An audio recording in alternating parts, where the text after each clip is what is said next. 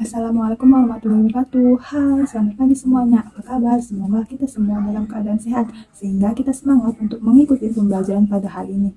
Hari ini kita akan membahas mengenai teks laporan hasil observasi. Nah, sebelum memulai pembelajaran, perkenalkan dulu nama saya Wulan Purnama Sarifinia, guru mata pelajaran Bahasa Indonesia.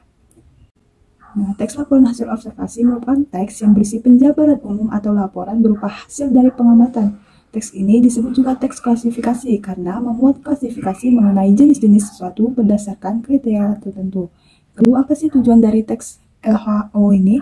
Yang pertama, memahami dan mengatasi suatu persoalan. Yang kedua, mengetahui perkembangan dari suatu persoalan sekaligus bahan evaluasi untuk kegiatan selanjutnya. Yang ketiga, menemukan suatu teknik atau cara baru.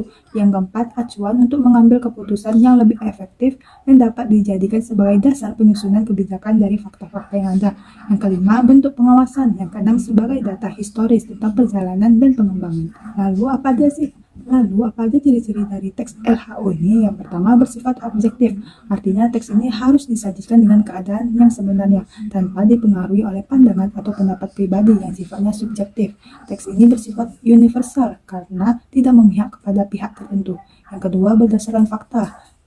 Teks ini harus berdasarkan fakta yang dilakukan di lapangan, jadi tidak boleh memanipulasi data atau sumber saat kita membuat teks laporan ini. Yang ketiga, bersifat khusus atau spesifik, artinya topik atau objek yang dibahas dalam teks ini harus hasil observasi yang bersifat spesifik.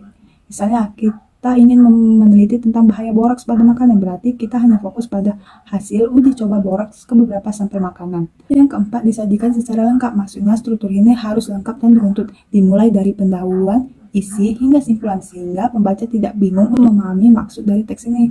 Yang kelima, disajikan menarik dan mudah dimengerti pembaca. Nah, teks ini bisa dirangkai semenarik mungkin dengan bahasa yang efektif sehingga pembaca jadi tertarik untuk membaca cerita ini.